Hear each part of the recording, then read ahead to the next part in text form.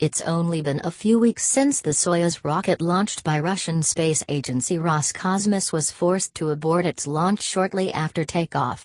The two-man crew managed to make it back to Earth safely, but their planned journey to the International Space Station was obviously cut very short.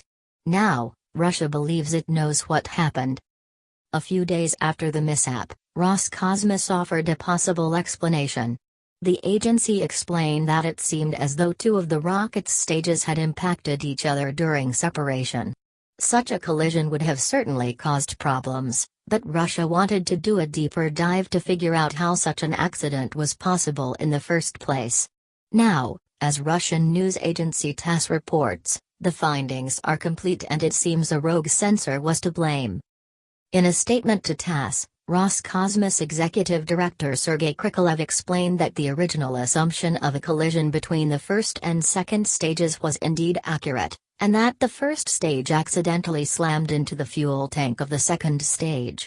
The mishap was caused by a malfunctioning sensor that is supposed to detect the separation of the stages. The sensor's failure caused an issue with the separation and ultimately caused the collision that crippled the rocket and led to an immediate abort.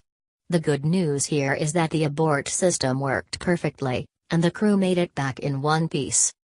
NASA took a stance early on that the investigation into the rocket failure was in good hands with the Russian space program, and that it would stand by whatever conclusions were reached.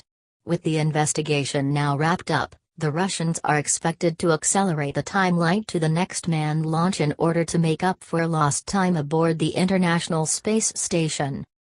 Roscosmos is confident that the rocket failure was a one-time ordeal that will not be repeated, so we'll be eager to see how the next launch goes.